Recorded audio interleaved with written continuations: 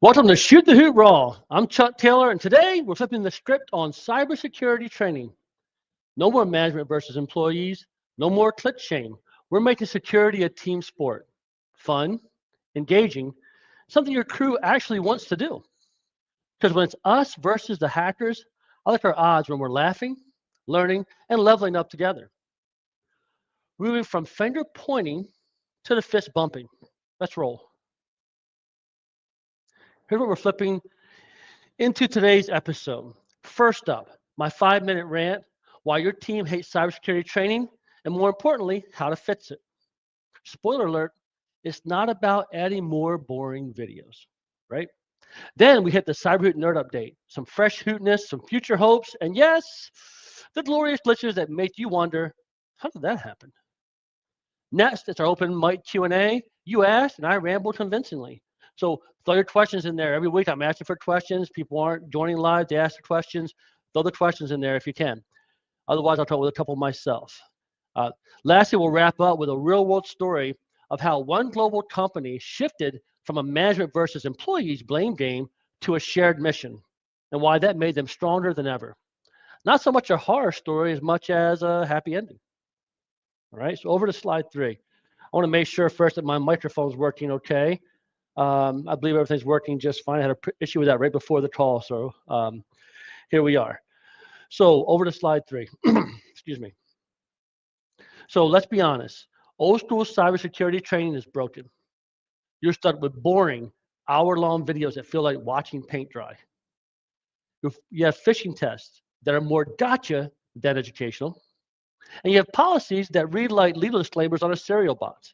And yeah, I used to read those serial bots as a kid too, but I sure the hell don't want to read a policy on there. The result of all that, people tune out. They click on bad links anyway and treat security like it's someone else's problem. But it gets worse. Take privacy policies, for example. 56% of people just click agree without even reading them. And only 22% even glance at them frequently. Excuse me. That's 4 out of 5 people skipping the fine print altogether. And guess what? Guilty. I don't read a whole policy. Who wants to? They're pages long. It's ridiculous. Stop it, right? So 4 or 5 people are skipping the fine print altogether, and I'm guilty. I'm one of them. Sorry if I upset anybody in my company. I skip them sometimes too. All right. And when it comes to phishing, untrained employees are 33% likely to click on scam emails. But give them the right training, you can reduce that number, that risk up to 87%.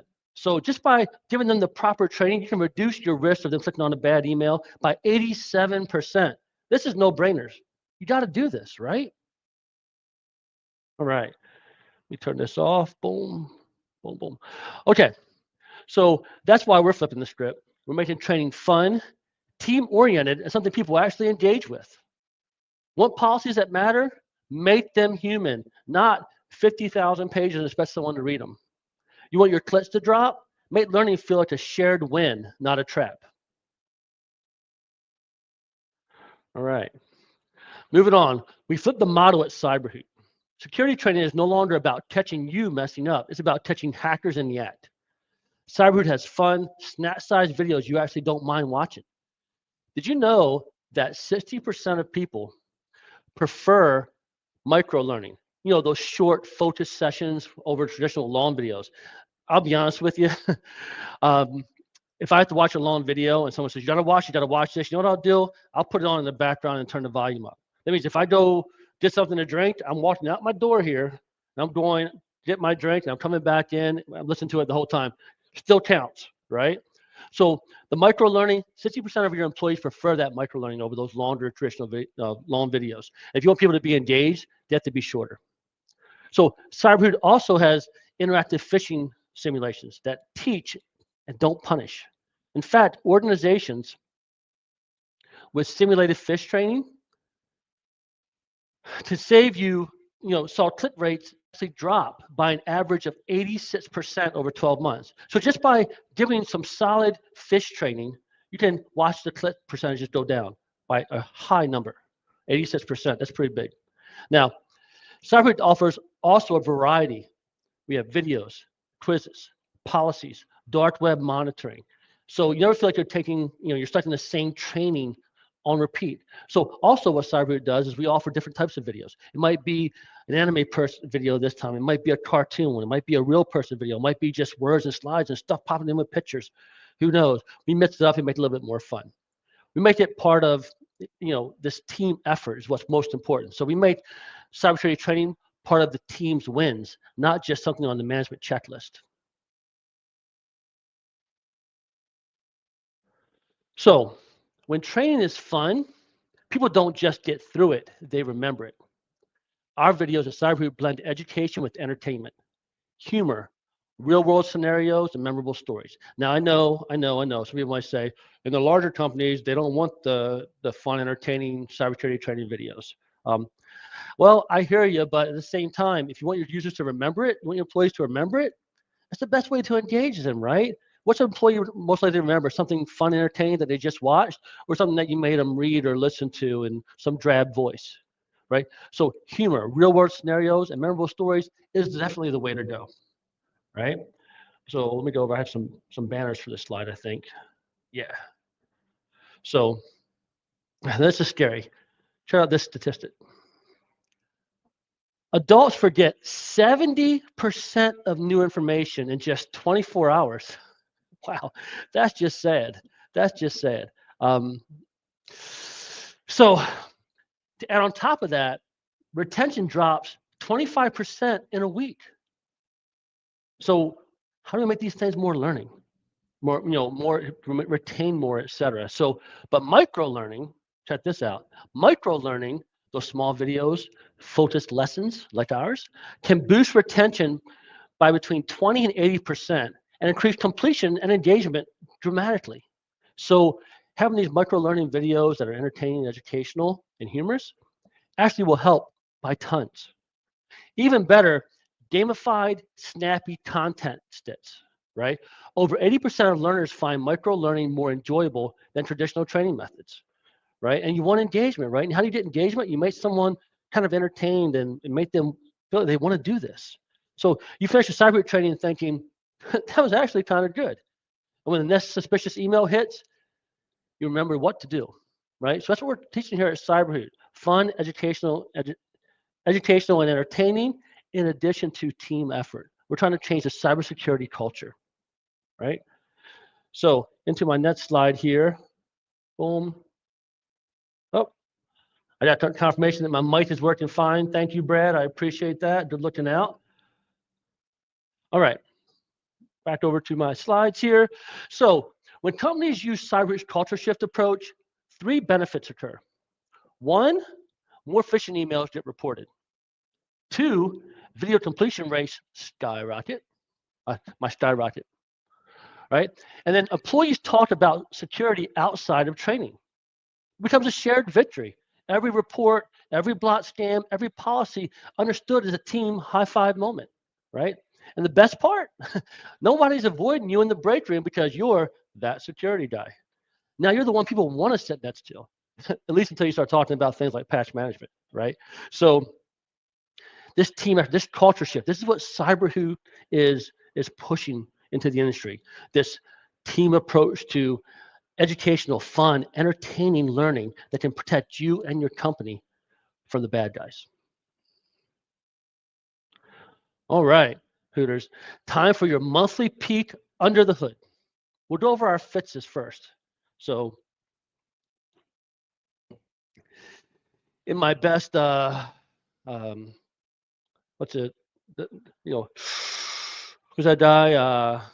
Ace Ventura, Pet Detective. So in the fixes first, let me do my best Ace Ventura impression. We cleaned up first name formatting in Hootfish. We squashed the every other month flex scheduling error, correcting a scoring glitch that tanked user scores, zapped the extra.com in your Doodle user sync, and cleaned dark web oddities. No more stray array tests and no more over permissive access. Got it. Oh, and we also stopped autopilot's page jumpiness. That makes things look a little bit smoother now. So before a little bit of jumping in there, we took care of that jumpiness for you. updates. So we took our DTIM updates. They now look at the S1 and the S2 selectors, not just a specific selector, right? And all the support links point back to support@cyberhoot.com now. And the late submissions now exclude assignments that were never sent, right? So, we don't include these assignments that weren't sent to you in the overall scoring until you actually get them. So yeah, I know, duh, you should be doing it anyway. We fixed it. Sanity's been restored. Sorry about that. Features. Our dark web got leveled up in autopilot with the enabled disabled user emails option and custom messaging, and it's now actual core power up. So we had a customer say, hey, they want to be able to do more. They want to be able to send emails directly out to the users directly from autopilot, and then they also wanted custom messaging. And we thought, hey, let's do all that stuff. And let's make it a core power up as well. So if you sign up for CyberHoot just for dark web, or you want to go to one of your customers and just sell dark web monitoring, you can do that. Go to that customer, add that customer into CyberHoot's autopilot, go down to the training and monitoring, and then underneath there, enable dark web, good to go. All right. So the net here is you got smarter signals, cleaner data, and fewer gotchas in the platform, and a lot more power, right? Win, win, win. So that's 13 changes in total. Automate CyberHoot faster, friendlier, and just a little more fun. All right. Now, all right, it's time for our Q&A. Okay, so when the Q&A comes up, this is a part of the show where you get to ask me anything about CyberHoot, about cybersecurity, even about my questionable coffee consumption habits. I know my wife's asked me that a few times. A few ground rules. There are no dumb questions unless they're about pineapple on pizza, in which case the answer is obviously no. Don't like pineapple on pizza. That's just me. If I don't know the answer, will either make something up that sounds convincing, or I'll promise to circle back, which is appropriate for I'll ask AI and get back to you. Bonus points, if your question starts with, so there I was, that's instant entertainment. Happy to have those questions. So who's going first? Don't be shy. This is your chance to get real answers, or at least half-baked but confidently delivered ones. So let's see if we have any questions over there. I know we have a very shy crowd. I'll tell you what. The very next person that can ask me a question during a live episode will get 10% off their next invoice. So just make sure I know who you are. You put your comment in, your name. I'll give you 10% off your next invoice just by asking me a question. Even like, Chuck, is there really any hair underneath that hat? No, there isn't. But anything. All right. So in the meantime, what I'm going to do, I'm going to ask a question. So what's the biggest cultural shift you've seen when a company moves from a blame-based security approach to a team-focused one? I would say it's the moment that security stops feeling like a punishment and it starts feeling like a shared win. That's when everything changes. People go from hiding their mistakes to reporting them quickly, and from rolling their eyes at training to actually using what they've learned. It's like flipping the switch from cover your tracks to cover each other. And think about it. In your business, as an employee, would you be more willing to talk to your management if you're going to get support or get chastised, right? So in the former, we're working together, we're covered, we're growing as a team. In the latter, guess what? I'm covering my ass. I'm not going to tell you anything. So you got to flip the switch there. When you make cybersecurity training, you make cybersecurity period a team-based approach, and that culture change in your business, it's only up from there, and positive, positive, positive. All right. Any other questions? Oh, nothing yet. All right. Next question. If you could give one tip to help employees and management get on the same cybersecurity page, what would it be? I would say frame cybersecurity as a team sport. Everyone has a position, everyone has a role, and the goal is to win together. When leadership celebrates catches instead of shaming clits, you build a defense that's a win for everyone. And this week's horror story / happy ending story is a good example of how you can actually see this change happen. So let's hop into that. All right. So let's talk about a company that went from cyber chaos to cyber champions, literally. You probably heard of Telefonica, the massive, massive telecom giant, billions in revenue, billions with revenue, all over Europe and Latin America, but Back in 2017, they got hit and hit hard. Now, unfortunately, it wasn't a knockout punch, but pretty good hit. A major breach rocked the company. In response, rather than just buying more shiny tech tools, they decided to change the humans behind the screens. Here's what they did. I love it. They launched a company-wide awareness program called Security Champions. They got special training. So, excuse me. These weren't just their IT people. These were ordinary employees. So they had no one special here. They didn't go, oh, Chuck has a background in cybersecurity. Let's choose him. Or Craig has a background. He's the guy to put in. No, they took normal people, ordinary employees from all over the business who volunteered to become their department's cyber sensei. Or sensei, I did that little sword thing. I don't know if that's really a sensei thing, but I did it, right? They got special training, insider security knowledge, and the mission to be the go-to person for spotting threats and teaching their peers how not to blow up the network. But here's the cool part. This wasn't a management tells you what to do situation. Security champions worked hard, hand in hand with IT teams and leadership, sharing insights, closing gaps, fixing habits before they turned into big disasters. And instead of measuring how many boxes did we check for compliance, as we've learned before, compliance and what you're actually doing isn't the same thing. What they did, instead of just checking the boxes, they tracked real world behavior. Like how many threats employees spotted and how many incidents were reported from the front lines. The result, threat detection skyrocketed, right? Employees wanted to report suspicious stuff. Cybersecurity stopped feeling like this annoying chore and started feeling like a shared mission. It wasn't management versus users anymore. It was everyone on the same team. And that, my CyberHooters, is how you create real buy-in and vigilance. Hats off to Telefonica for flipping that culture. In the end, training shouldn't feel like detention. It should feel like being part of the winning team. So ditch the fear tactics. Bring the fun, keep it real, and make every employee part of the defense. Because when it's us versus the hackers, I like our odds when we're laughing, learning, and leveling up together. And that's it for today's flight. Thanks for riding along on this culture shift journey with me. If you've got questions, stories, or a good cyber joke, send them my way at ShootTheHoot@CyberHoot.com. Oh, I thought about this. Be the first person to send this code here, HootRaw10, to ShootTheHoot@CyberHoot.com. I'll give you 10% off your next invoice. All right. So we'll see who actually watches the video to the end.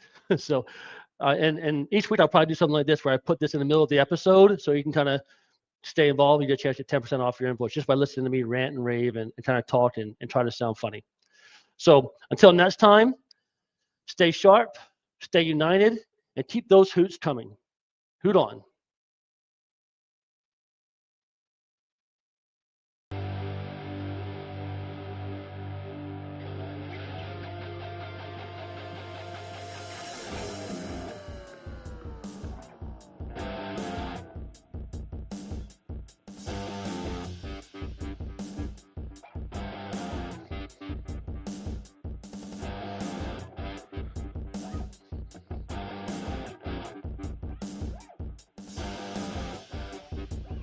Hoot on.